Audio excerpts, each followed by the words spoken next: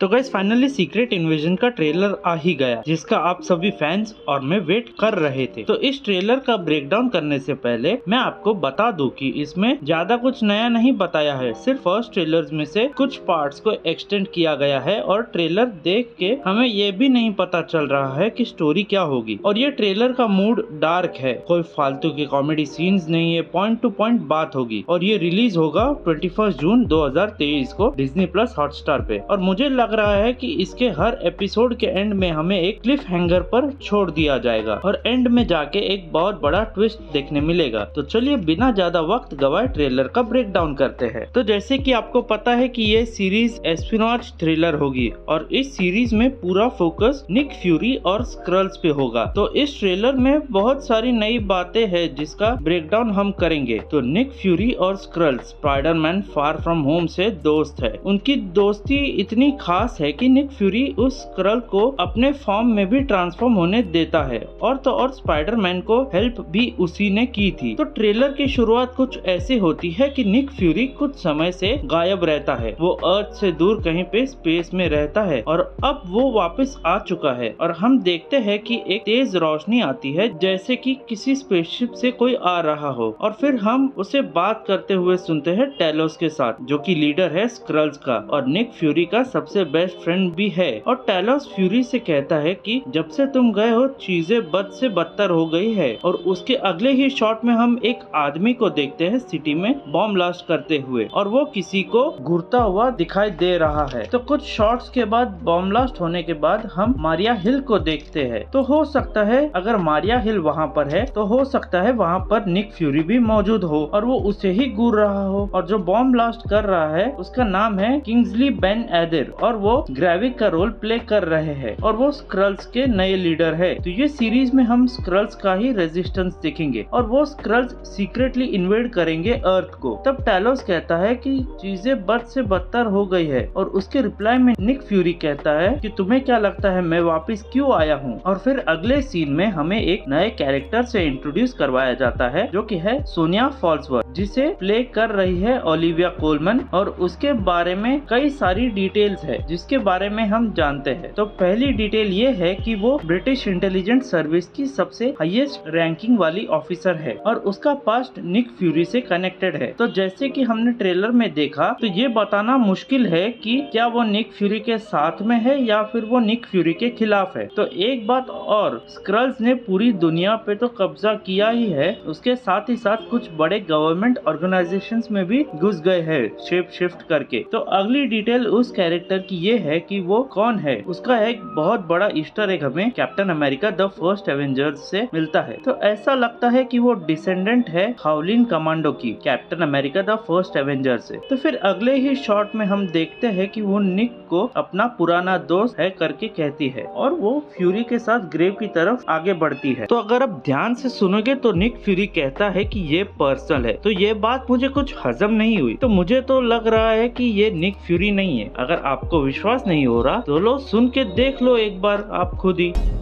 This is personal. तो ये हो सकता है कि इस सीन में वो अलग तरीके से बात कर रहा हो, पर मुझे तो वो निक फ्यूरी किसी भी एंगल से नहीं लग रहा है। बाकी आप सबको क्या लगता है कमेंट्स में बताओ कि कौन हो सकता है वो। हो सकता है कि वो कोई स्क्रल है निक फ्यूरी के रूप में। सोनिया स्क्रल्स के साथ में काम कर रही है क्योंकि उसे अमेरिका में स्क्रल्स को इनफिल्ट्रेट करने के लिए भेजा है। तो एक पॉइंट पे निक फ्यूरी कहता है कि ये सब कुछ मुझे अकेले ही करना पड़ेगा बिना किसी एवेंजर्स के हेल्प के। तो ये हो सकता है कि सोनिया को दूर रखने के लिए ये सब कुछ कर रहा हो। तो वो श्योर भी नहीं है अभी कि इस हालत में किस पे ट्रस्ट करे या ना करे। तो ये कोई सरप्राइज वाली बात नहीं होगी अगर इस सीरीज में कुछ एवेंजर्स को देखे जो कि स्क्रल्स होंगे। तो जैसे कि हम ट्रेलर में आगे बढ़ते हैं तो सोनिया कहती है कि बहुत कम लोगों को पता है कि लड़ाई होती है परछाई में, जिससे इस प्लेनेट को खतरा है। तो वो स्क्रल्स की ही बात कर रही है क्योंकि स्क्रल्स ने मोस्टली बड़े बड़े और पावरफुल ऑर्गेनाइजेशंस में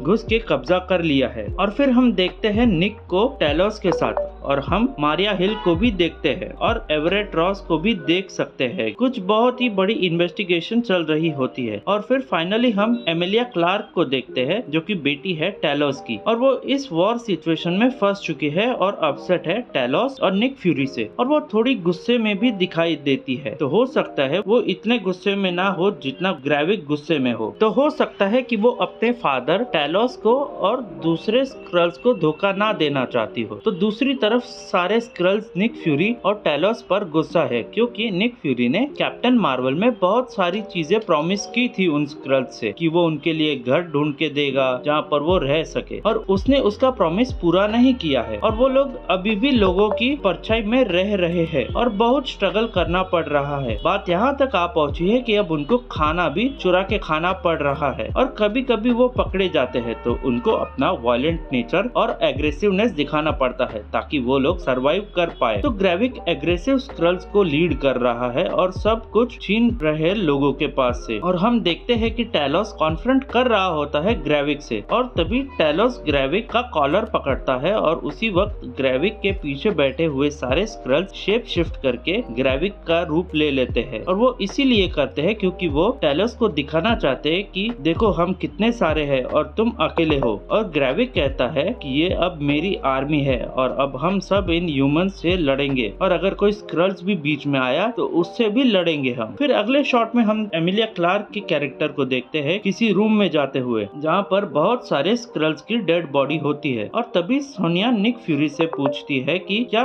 इस सब के लिए तुम रिस्पॉन्सिबल हो। तो ये फाइनल टिपिंग पॉइंट हो सकता है क्योंकि सारे स्क्रल्स इनफिल्ट्रेट करके अर्थ पे कब्जा कर चुके हैं और इसलिए फ्यूरी किसी पे ट्रस्ट भी नहीं करता है। इसलिए जब एक आदमी फ्यूरी से पूछता है कि एवेंजर्स कहाँ पर है तो निक फ्यूरी उसका जवाब देता है इसे मैं अकेले ही खत्म करूंगा, क्योंकि स्क्रल्स शेप शिफ्ट करके एवेंजर्स भी बन सकते हैं। और हम ग्रेविक को देखते हैं किसी हाई सिक्योरिटी प्रिजन में घुसते हुए, और हो सकता है वो किसी बड़े गवर्नमेंट प्रिजन में हो क्योंकि वो शेप शिफ्ट कर सकता है। और इन स्क्रल्स को एक ही चीज चाहिए और वो है निक फ्यूरी, और वो लोग इस दुनिया पे राज करना चाहते हैं और अपने हिसाब से चलाना चाहते हैं ताकि उनको छुप के ना रहना पड़े और फ्रीली घूम पाए। और अगर आप इस सीन को देखोगे टाइम स्टैम्प 1 मिनट 27 सेकंड्स पे, तो वहाँ पे एक सूटकेस है, उस पे एक स्टिकर लगा हुआ है जिसपे लिखा है US department of damage control जो कि है DODC, और उसके राइट साइड में देखोगे तो लिखा है स्पेसिमेन सैंपल। तो मुझे लग रहा है कि वो लोग बना रहे हैं एक सुपर स्क्रल, क्योंकि ट्रेलर एंड हो